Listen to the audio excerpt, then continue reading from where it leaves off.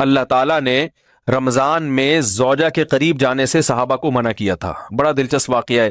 رمضان کی راتوں میں بھی زوجہ کے قریب جانے سے منع کیا تھا. ایک صحابی تھے، وہ رات میں کہیں چلے گئے. اب بڑے پریشان ہوئے، رسول اللہ صلی اللہ علیہ وسلم کے پاس آئے، عرض کیا یا رسول اللہ مجھ سے غلطی ہوئی، رمضان کی رات میں نے اپنی زوجہ کے قریب چلا. آپ نے فرمایا کیوں؟ وہ بڑا دلچسپ سا واقعہ ہے، بس بظاہر تھوڑا حیا کے خلاف بھی ہے لیکن اتنا بھی نہیں ہے.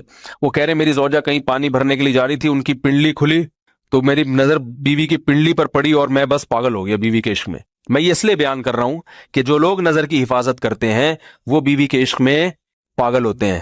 جو دن رات انٹرنیٹ پر پنڈلیاں دیکھتے رہتے ہیں انہیں بیوی کی پنڈلی بھی کیا شکل بھی اچھی نہیں لگتی ان کو. بد نظری کا یہ عذاب ہے، وبال ہے کہ جو اللہ نے گھر میں آپ کے لیے بٹھائی ہے وہ آپ کو اچھی نہیں لگے گی. تو نظر کی حفاظت کیا کرو، اس سے آپ کو اپنی بیوی سے عشق ہوگا، محبت ہوگی. بات آ رہی ہے سمجھ میں؟ تو اب دیکھو کیسا روزے کی حالت ہے. رمضان میں پابندی ہے، اسلام میں حکم تھا جو رمضان میں بیوی سے ہمبستری کرے گا 60 روزے لگاتار رکھنے پڑیں گے. کتنا بڑا جرم، لیکن صحابی سے برداشت نہیں ہوا. صرف زوجہ کے پاؤں پہ نظر پڑی ہے تو وہ کیسے بیوی سے محبت کرتے ہوں گے اور وہ بیوی کے بغیر رہ سکتے ہوں گے. اور آج لوگوں کے فون آتے ہیں ہماری بیگم جس میگے جاتی ہے اتنی خوشی ہے، ایسا اچھا سا فیل ہوتا ہے، ایسا عجیب سا محسوس ہو رہا ہوتا ہے جیسے آزاد ہو گئے. تو میں کہتا ہوں ظاہر ہے اب تمہیں موقع مل گیا کنڈی لگانے کا، ٹھیک ہے نا، اور آنکھ مٹکے کرنے کا، تو خوش تو ہوگے. تو یہ بھی ایک عذاب ہے جو لبرل لوگ نے جس عذاب میں ڈالا ہوا ہے نا، اس میں عورت کے حقوق نہیں ہے. عورت کے حقوق نظر کی حفاظت میں اور عورت کے پردہ کرنے میں ہے. جب مرد باہر نکلے گا سب پردے میں ہوں گی تو آئے گا کس کے پاس؟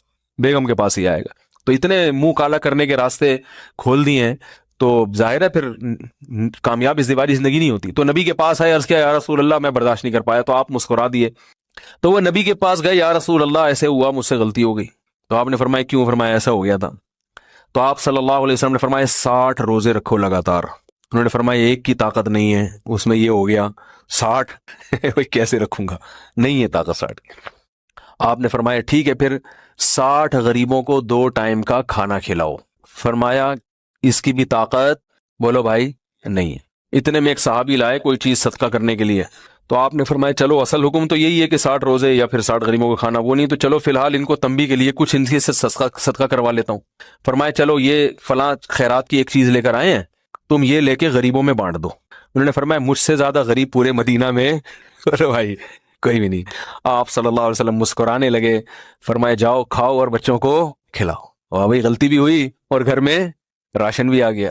تو اس کے بعد قرآن کی آیت نازل ہوئی کہ احل لکم لیلۃ الصیام الرفث الی نسائکم ہن لباس لکم وانتم لباس لہن علم اللہ انکم کنتم تختانون انفسکم فتاب علیکم وعفى عنکم فالآن باشروہن وابتغوا ما کتب اللہ لکم. فرمایا اللہ کو بتایا کہ تم اس حکم پر عمل نہیں کر سکتے، لہٰذا رمضان کی راتوں میں تمہیں اپنی بیوی کے پاس جانے کی اجازت ہے، لہذا ان کے پاس جایا کرو اور اس اولاد کو تلاش کرو جو اللہ نے تمہارے مقدر میں لکھ دی ہے.